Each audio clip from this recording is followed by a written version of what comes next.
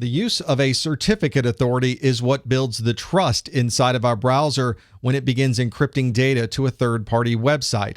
That's the thing that we want to watch for whenever we're sending encrypted information, that we're not only protecting the data, but we really are exchanging that encrypted data with the right person on the other end. And it's these certificate authorities that allows us to do this. The way that this works is that if you need a certificate, you go to any one of these certificate authorities. And if you were to look at your browser, you would see behind the scenes listed in all of the certificates is all of these CAs that your browser trusts. So if I go to any one of these CAs and I ask them to provide me with a certificate, they will digitally sign it and send it to me. I go through this process of creating a key pair. I send my public key to any one of these CAs. They then confirm that it's really me. They go through a verification process.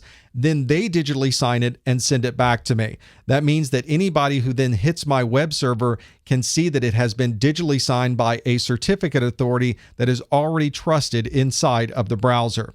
There's also a number of different trust levels that the CA can provide.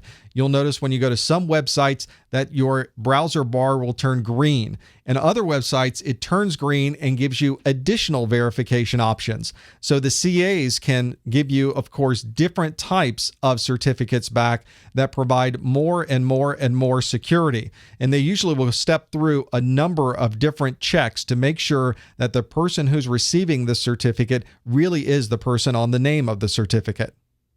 If you're an organization that has a lot of internal servers that you would like to be able to encrypt data back and forth, you may not want to go to an external certificate authority and have to pay them every time you want a certificate. Instead, you may want to build all of your certificates in-house, and you would do that by creating your own certificate authority. You would simply set up a certificate authority server in your organization, and you would sign all of your internal private keys. The other side of this, of course, is that you have to take the certificate authority information and install that or push that out onto all of the desktops who will be accessing those servers, so that they will trust the servers just as they trust servers that have been signed from commercial certificate authorities.